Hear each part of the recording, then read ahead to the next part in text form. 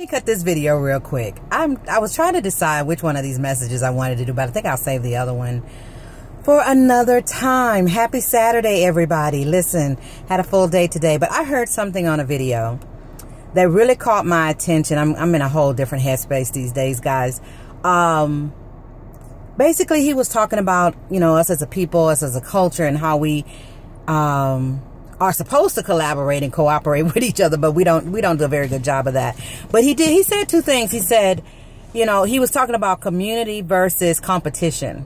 I think what happened in this particular video, we were talking about community. We were talking about different things that we as a culture are trying to do to come together collective. Guys, I'm all about cooperative economics. I think, what did I call it the other day? And then I heard him say something else too. Cooperative economics and collaborative consumption. Guys,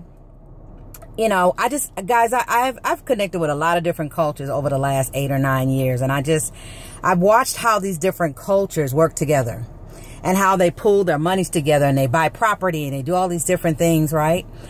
And he dropped 2 words this morning and it immediately caught my attention about community versus competition.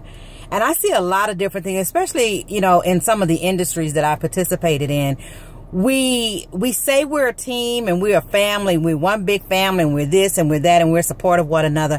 But no, we're not. We're not. We're very quick to jump in competition with one another. We get intimidated by each other's gifts and things like that, not realizing that what's for you is for you.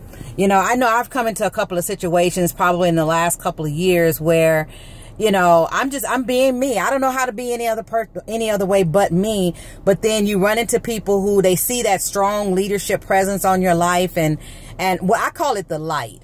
A lot of people have things on them and you don't know why people are treating you the way they do because they see something in you that you don't necessarily see in yourself, but it's very powerful.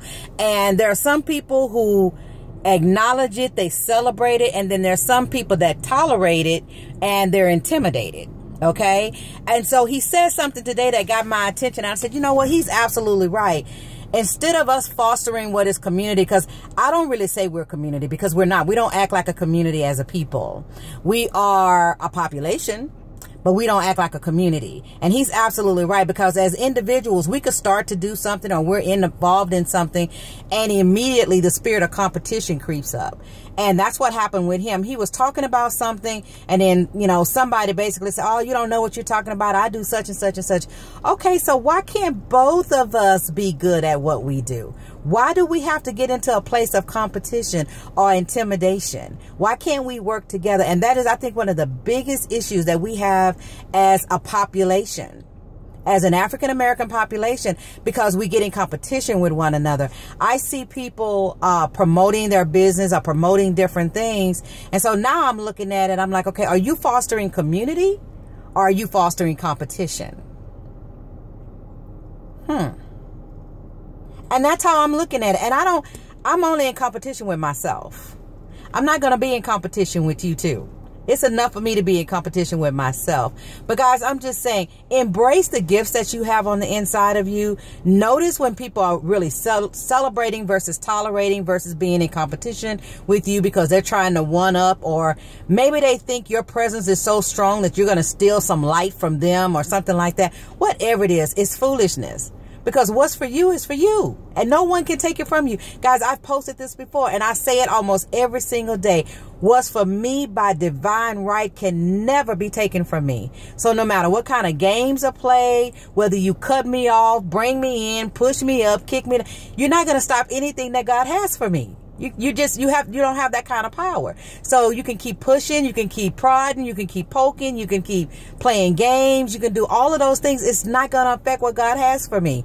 And I'm here to tell you, it's not going to affect what God has for you either. So don't play the game. But those 2 words got my attention and I just wanted to kind of share that because, guys, are you fostering community or are you fostering competition?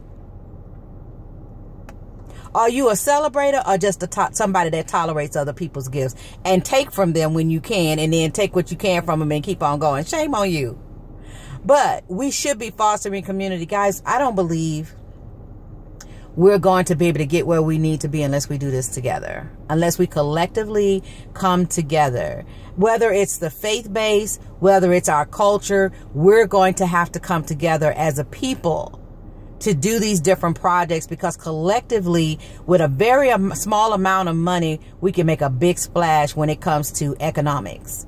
And so he caught me this morning when I listened at that Facebook Live, I said, he's absolutely right.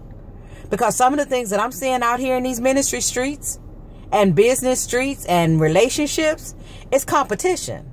It's not community. They're trying to put the face of community on it. But you can tell by some of the backdoor dealings and some of the things that's being said and done. No, you're not fostering community, honey. You're fostering competition. Shame on you. Because you can't stop other people's blessings. Guys, have a great Saturday. I'll come back with the next one later. Bye.